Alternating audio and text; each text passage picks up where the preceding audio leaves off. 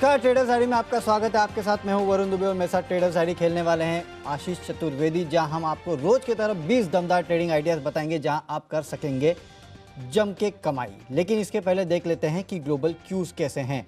तो सुबह सुबह एसजीएक्स निफ्टी थोड़ा मुनाफा वसूली यहाँ देखने मिल रही है, करीब 30-40 पॉइंट के आसपास की गिरावट है।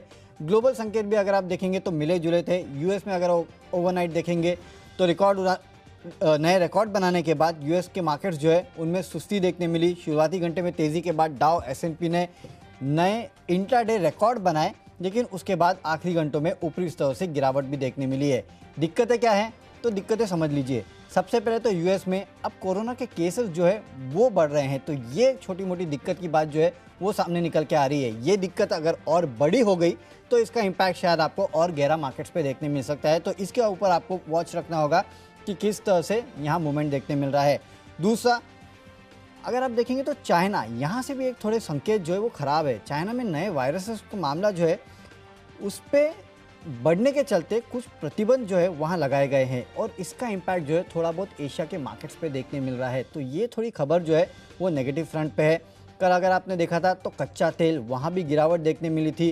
तो ओवरऑल मूड माहौल जो है वो ऐसा लग रहा है कि थोड़ा बहुत मुनाफा वसूली वाला है। लेकिन जैसे कि हम रोज कहते हैं, आपको स्टॉक स्पेसिफिक एक्शन जरूर देखने मिलेगा। कल भी आपको याद होगा NCL industries, IRCTC, KEI industries जो आशीष ने दिया था, जम के कमाई इन काउंटर्स में आपने की है।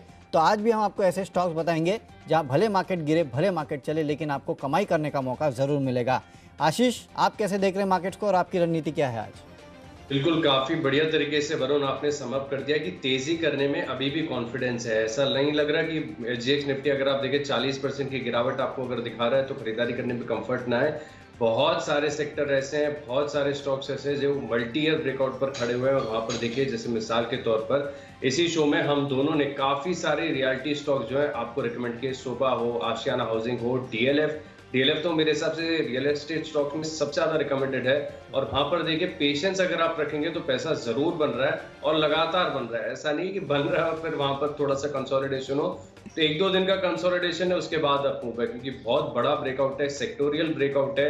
मेटल स्टॉक्स में देखिए, कल नाल्को भी आपको बताया गया था, वहां पर भी काफी शानदार तेजी देखने को मिली थी। आज वरुण, मुझे ऐसा थोड़ा सा फील आ रहा है ना कि आप कहीं ना कहीं देखिए सीमेंट स्टॉक्स जो है वो फोकस में दोबारा लौटते हुए नजर आएंगे। ग्लोबल संकेत को थोड़ा सा साइड में रख लेते हैं। जिस प्रकार से भारतीय बाजारों में अर्निंग्स आ रही है, खासतौर पर small cap mid cap stocks में स्टॉक स्पेसिफिक एक्शन, जैसा कि आपने कहा कि वहीं पर फोकस करना है। सेक्टर के लिहाज से मुझे सीमेंट नजर आ रहा है। आपका कोई सेक्टर ऐसा है जो फोकस में है फिलहाल बना हुआ?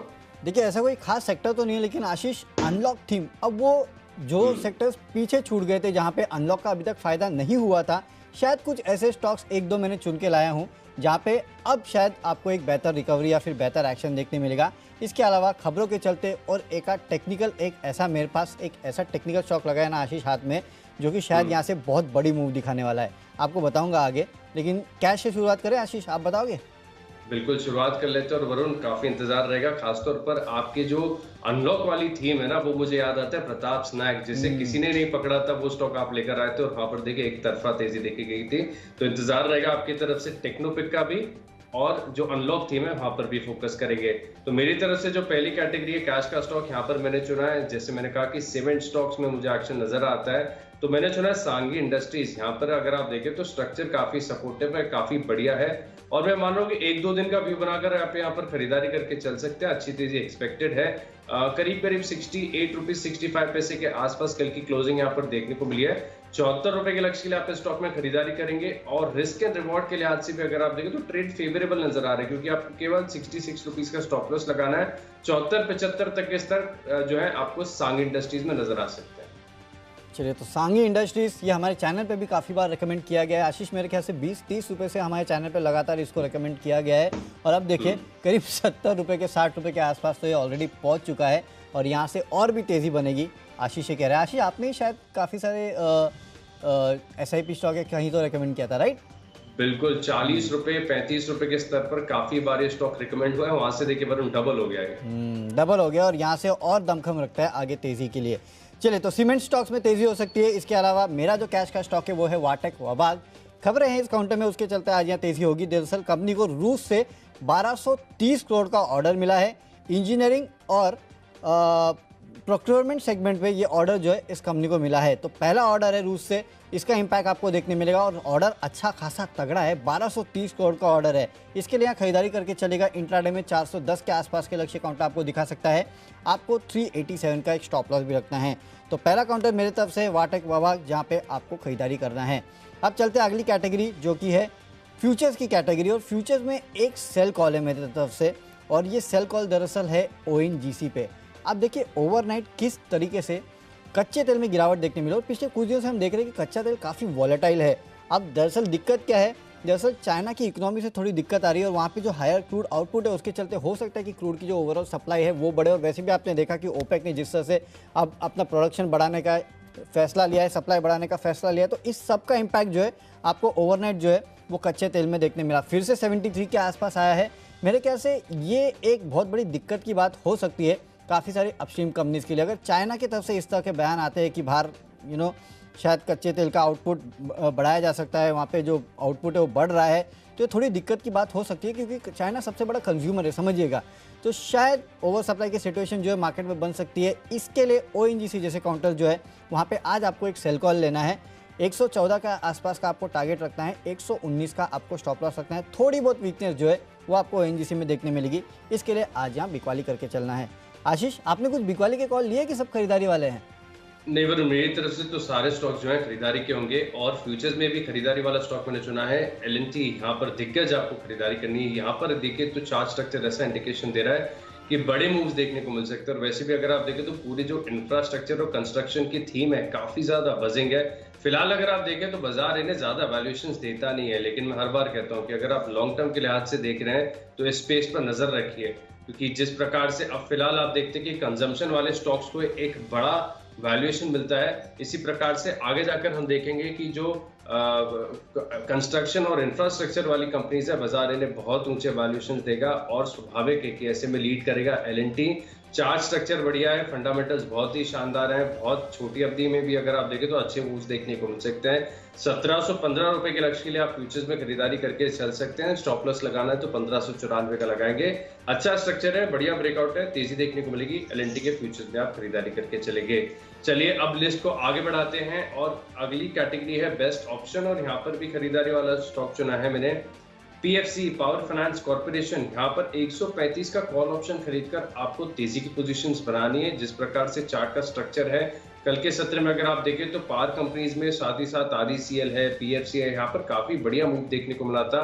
अच्छे वॉल्यूम्स के साथ खरीदारी आई है, और बढ़िया बात यह भी कि स्टॉक अगर आप देखें तो इतने ज्यादा चले नहीं है। यहाँ पर ब्रेकआउट जोन के आसपास फिलहाल है, यानी थोड़ा सा भी अगर कंटिन्यूएशन मूव आता है, क्योंकि PFC का लॉट साइज वैसे बहुत बड़ा है, तो थोड़ा सा कॉशियसली आपको ट्रेड करना चाहिए। लेकिन रिस्क एंड रिवॉर्ड जो है मैनेज्ड है।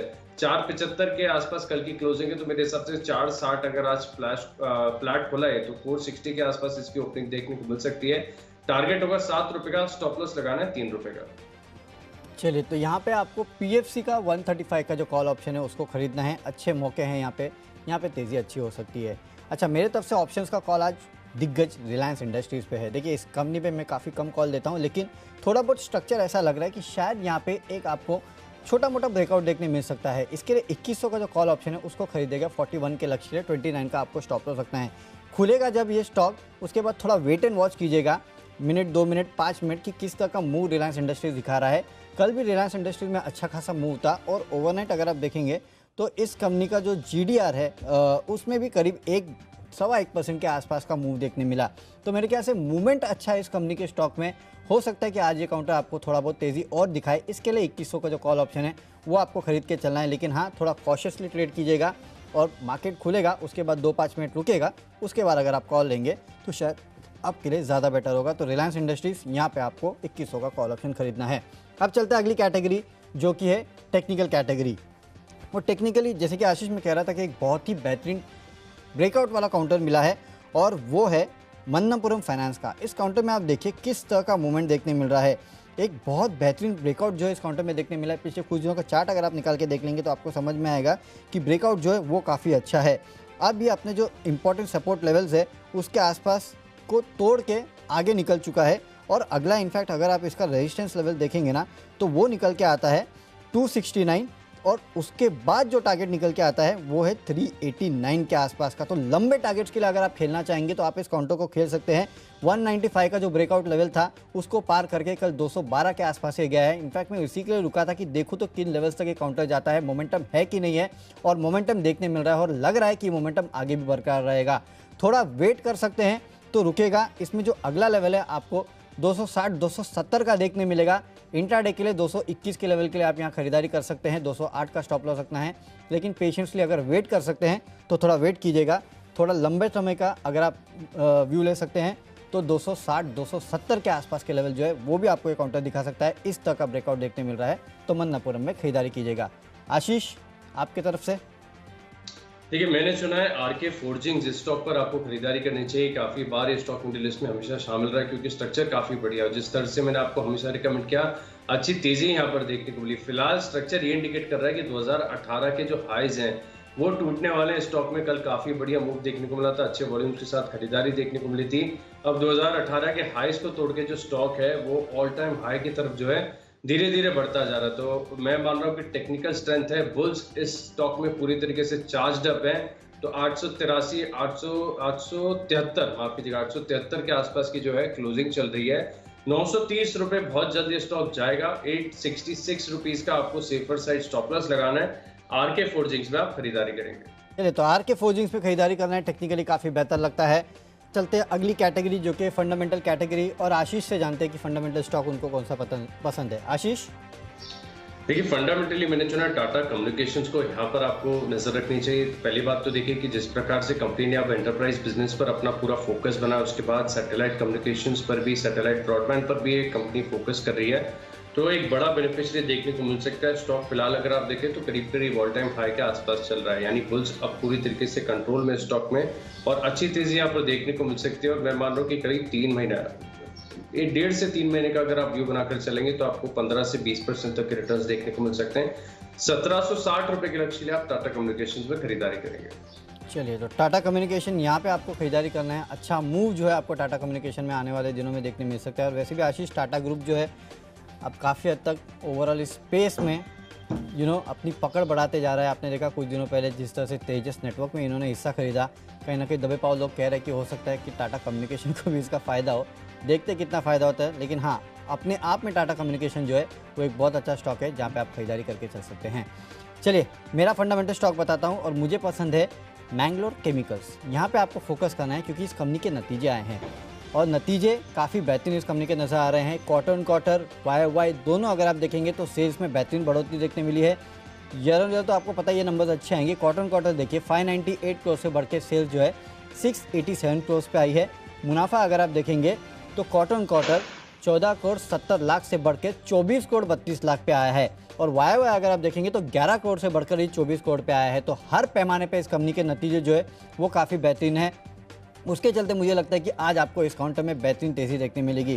खरीदारी करके चलेगा आप यहाँ पे 87 के लक्ष्य इंट्राडे में आपको दिखा सकता है। 82-83 के आसपास काउंटर ट्रेड कर रहा है। 81.5 का आपको एक स्टॉप लॉस भी रखना है। तो एक बेहतरीन काउंटर है, वैसे भी अच्छा काउंटर है। और केमिकल और फर्टिलाइजर स्टॉक्स में पिछले कुछ दिनों में आपने देखा है कि किस तरह का मूवमेंट देखने मिला है। इस कंपनी के नतीजे आए हैं जो कि काफ़ी बेहतरीन है, उसके चलते भी आज आप मूव देखने मिल सकता है। चलिए, चलते अगली कैटेगरी जो कि है निवेश की कैटेगरी। और निवेश में आज एक इंटरेस्टिंग स्टॉक है। आशीष इसी के बारे में बता रहा था कि जैसे जैसे अनलॉक हो रहा है तो वो थीम सब चलेगी शायद जिनमें पहले अनलॉक का फ़ायदा नहीं हुआ था, और उसमें एक है कोकोयो कैमलिन का काउंटर जो कि मुझे पसंद है। और यहाँ मुझे लगता है कि आने वाले दिनों में आपको बेहतरीन तेज़ी देखने मिलेगी। देखिए, कोकोयो कैमलिन की एक बात समझिए कि इस काउंटर का जो काफ़ी हद तक बिजनेस आता है वो दरअसल स्कूल्स कॉलेजेस यहाँ से आता है। स्टेशनरी जो है वो बेचने का काम ये कंपनी करती है जो कि स्कूल्स कॉलेजेस में यूज़ होती है। और अब आप देख रहे हैं कि काफ़ी सारे स्टेट्स में स्कूल्स जो है, एटलीस्ट जो हायर स्टैंडर्ड्स वाले स्कूल्स है, वहाँ पे ओपन अप हो रहा है, वो खुल रहे हैं। भले रिस्ट्रिक्शंस के साथ खुल रहे हैं, कहीं कहीं 50% कैपेसिटी के साथ खुल रहे हैं, कहीं हो सकता है 25%, कहीं 75%, लेकिन खुलना शुरू हो चुका है। छोटे बच्चों का स्कूल तो मुझे लगता नहीं है कि इतने जल्दी खुलेगा, लेकिन हाँ, जो बड़े स्टैंडर्ड्स है यानी कि 9, 10, 11, 12 वहाँ पे स्कूल्स जो है वो फिर से खुलना शुरू हो चुके हैं।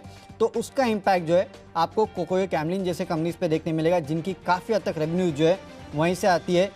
जो स्टेशनरी है, जो स्कूल्स में यूज़ होती है वो बनाने का काम ये करती है, उसको बेचने का काम ये कंपनी करती है, तो उसका इम्पैक्ट आपको देखने मिलेगा आगे चल के। साथ ही साथ जो ऑफिसर अब खुलने की परमिशन दी जा रही है उसका इम्पैक्ट भी देखने मिलेगा। तो इन सब के चलते कोको कैमलिन जो है उसमें आपको खरीदारी करना है। इसका लाइफ हाई अगर आप देखेंगे तो करीब 156-157 के आसपास है। उन लेवल से काउंटर जो है आधे पे ट्रेड कर रहा है। यहाँ से अगर स्कूल कॉलेजेस जो खुले हैं वो आगे भी खुले रहते हैं और कुछ गड़बड़ नहीं होती है तो आपको इस काउंटर में एक बड़ी तेज़ी देखने मिल सकती है। इसके 100 रुपये के लक्ष्य के लिए आप यहाँ खरीदारी करके चल सकते हैं। लेकिन एक बात याद रखना, अगर थर्ड वेव गलती से आ गई, जो कि नहीं आनी चाहिए, भगवान करे ना आए, तो शायद मामला गड़बड़ा सकता है। अगर नहीं आई तो शायद काफ़ी बेहतर होगा और इस कंपनी के लिए आप एक टर्न अराउंड देखेंगे। इसके लिए यहाँ खरीदारी करके चलेगा। 100 रुपये के आसपास के लक्ष्य जो है 6 से 8 महीने में देखने मिल सकते हैं आपको। आशीष, आपकी तरफ से निवेश का स्टॉक? देखिए, निवेश के लिहाज से मुझे पसंद आ रहा है अंबर एंटरप्राइज। कल स्टॉक मैंने आपको बताया था डिक्सन टेक्नोलॉजीज। ये स्पेस अगर आप देखें तो काफी ज्यादा बजिंग है, अंडर पेनिट्रेटेड है और यहाँ पर जो ग्रोथ के अवसर हैं वो भी मैं मान रहा हूँ कि लॉन्ग टर्म में काफी बढ़िया देखने को मिल सकते हैं।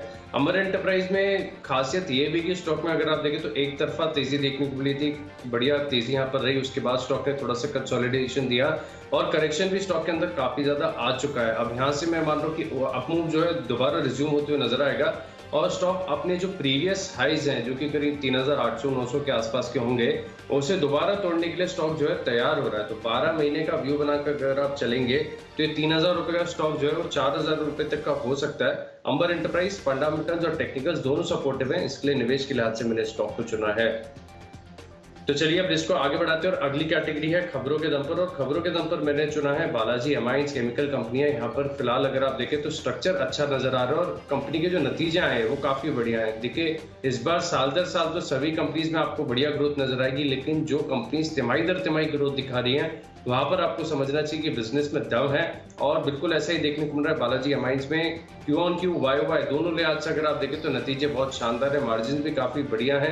तो 3500 रुपए के लक्ष्य आप स्टॉक में खरीदारी करेंगे। स्टॉप लॉस लगाना है 3298 का। चलिए, तो बालाजी एमाइंस यहाँ पे आपको खरीदारी करना है खबरों के दम पे। खबरों के दम पे जहाँ खरीदारी की सलाह मैं दे रहा हूँ वो है एनसीसी लिमिटेड। यहाँ पे खरीदारी करेगा क्योंकि जुलाई में इस कंपनी को 1679 करोड़ के 4 नए ऑर्डर मिले हैं। चारों ऑर्डर जो है वो स्टेट गवर्नमेंट से मिले हैं। ये अपडेट इस कंपनी ने दिया है। मेरे ख्याल से इसके चलते आज इस काउंटर में अच्छी खासी तेजी देखने मिल सकती है। 87 पे काउंटर ट्रेड कर रहा है, 91 के लक्ष्य के लिए खरीदारी कीजिएगा। 85 का आपको एक स्टॉप लॉस भी रखना है। तो आखिरी कैटेगरी जो कि है माई चॉइस की कैटेगरी, और तीनों में से 2 खरीदारी के एक बिकवाली की कॉल है मेरे तरफ से, आपको बता देता हूँ। बालाजी एमाइंस के बारे में आशीष ने बताया किस तरह के नतीजे आए। आज अल्कालाई एमाइंस के भी नतीजे आने वाले हैं मेरे ख्याल से। उसके पहले बेहतरीन अप्पू आपको इस काउंटर में देखने मिलेगा। 4500 के लक्ष्य के लिए आपको यहाँ खरीदारी करना है। 4390 का आपको एक स्टॉप लॉस भी रखना है। अगला कैटेगरी है, अगली स्टॉक है आदित्य बिरला कैपिटल, जहाँ पे आपको खरीदारी करना है। वैसे भी आप देख रहे हैं पिछले कुछ दिनों में ब्रोकिंग हाउसेज में किस तरह की तेज़ी देखने मिली। कल भी तेज़ी देखने मिली थी।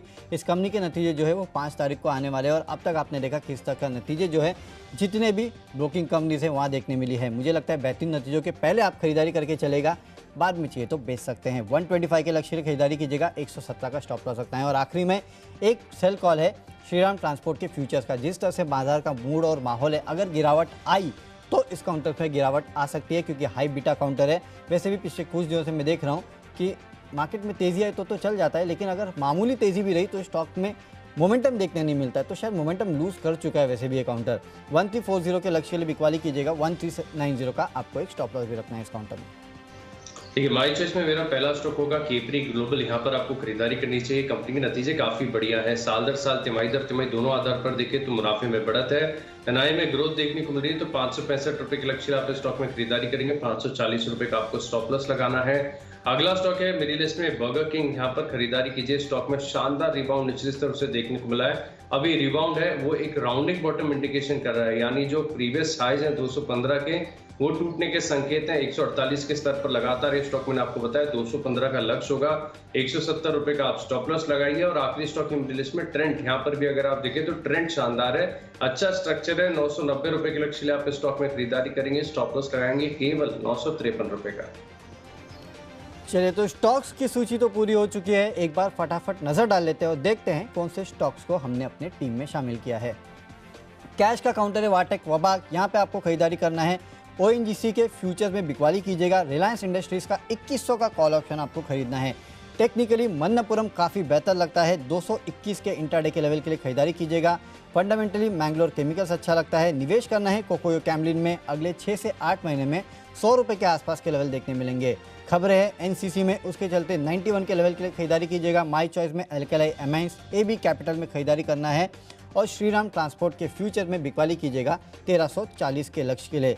और आज का मेरा बेस्ट पिक एक टेक्निकल पिक है मन्नपुरम फाइनेंस। यहाँ पे काफ़ी बेहतरीन ब्रेकआउट देखने मिल रहा है। थोड़ा लंबा अगर वेट करेंगे तो आपको 260-270 के आसपास के लेवल भी देखने मिलेंगे, लेकिन इंट्राडे में 221 के लेवल के लिए आपको खरीदारी करना है। तो चलिए आज का स्टॉक है सांगी इंडस्ट्रीज। एलएनटी के फ्यूचर्स में खरीदारी करनी है। पीएफसी में 135 का कॉल ऑप्शन खरीदकर तेजी के पोजीशंस बनाएंगे। आरके फोर्जिंग्स 2018 के हाईस तोड़ने के लिए तैयार हो रहा है। फंडामेंटली बेहतरीन कंपनी है टाटा कम्युनिकेशन। निवेश के लिहाज से खरीदना है अंबर एंटरप्राइज और नतीजे आए हैं शानदार, साल दर साल और तिमाही दर तिमाही बालाजी एमाइंस के यहाँ पर तेजी देखने को मिलेगी। केपरी ग्लोबल शानदार चार्ट का स्ट्रक्चर और अच्छे नतीजे, 565 रुपए तक ये स्टॉक जाएगा। बर्गर किंग में खरीदारी करनी है 215 के लक्ष्य के लिए और ट्रेंड का जो ट्रेंड है वो मजबूत है, 990 रुपए के लक्ष्य के स्टॉक में खरीदारी करेंगे। इन 10 स्टॉक्स में मेरा कन्विक्शन सबसे ज्यादा है टेक्नोपिक। आरके फोर्जिंग्स अच्छा स्ट्रक्चर है, स्टॉक 2018 के हाईस तोड़ने के लिए तैयार हो रहा है, 930 रुपए के लक्ष्य के लिए आप स्टॉक में खरीदारी करेंगे।